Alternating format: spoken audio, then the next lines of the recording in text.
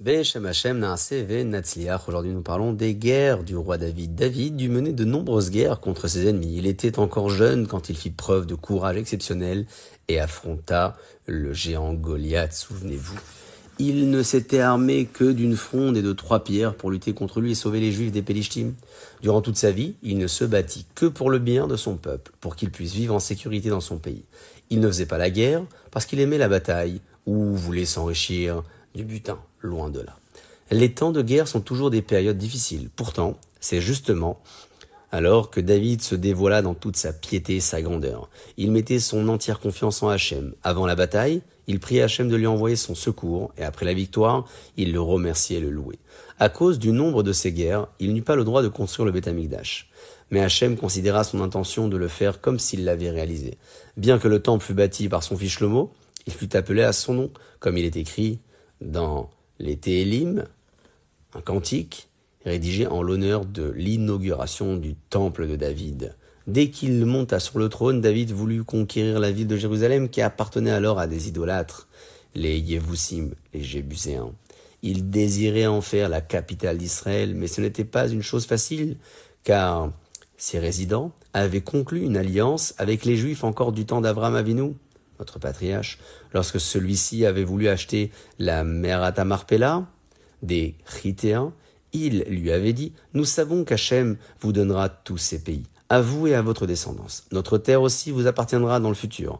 Nous vous demandons donc de conclure une alliance avec nous et de nous promettre que vous ne vous emparerez pas de nos villes contre notre gré. » Abraham leur avait juré.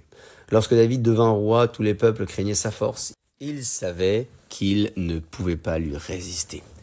Que firent les Jébuséens? Ils prirent des statues de bronze et y inscrivirent le serment d'Abraham. Dans chaque rue, ils placèrent des plaquettes de cuivre avec cette alliance du patriarche des Juifs.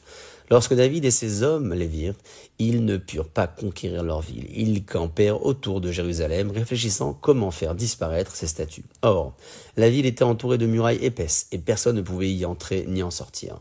Joab, le général de l'armée de David, qui n'avait peur de rien, se suspendit à une longue branche de cyprès et parvint ainsi à sauter au-dessus de la muraille. Il courut dans les rues de la ville, s'empara des statues l'une après l'autre et les brisa. À ce même moment, Hachem fit un miracle pour David. Il rabaissa pour lui la muraille. Le roi et ses soldats purent y grimper et s'introduire eux aussi dans la ville. Ils auraient pu la conquérir rapidement, la victoire leur était promise. Mais David décida de ne pas livrer de bataille. Il prit de chaque tribu 50 shekels et acheta la ville aux Jébuséens tout à fait légalement. Depuis Jérusalem devint la ville sainte du peuple juif pour toujours. Dans l'une de ces guerres contre les Pélishtim, David montra sa confiance illimitée en Hachem. Il prouva à tous, à cette occasion, qu'il n'enfreignait pas l'ordre d'Hachem, même lorsque sa vie et celle du peuple étaient en danger. Les Pélishtim s'étaient rassemblés dans la vallée de Réphaïm pour se battre contre les Juifs. Hachem voulut d'abord punir les anges de cette nation au ciel, et ensuite seulement donner la victoire au peuple juif. Hachem dit donc à David, « Prépare-toi à la guerre, mais ne commence pas la bataille avant de voir la cime des arbres se balancer et d'entendre les bruits de pas. À ce signe, tu sauras que j'ai frappé les anges de vos ennemis au ciel. Et alors, je livrerai les ennemis eux-mêmes dans vos mains sur terre. » Ainsi s'achève la première étape de l'histoire qui raconte les guerres du roi David. Baruch Adonai Leolam, Amen ve Amen.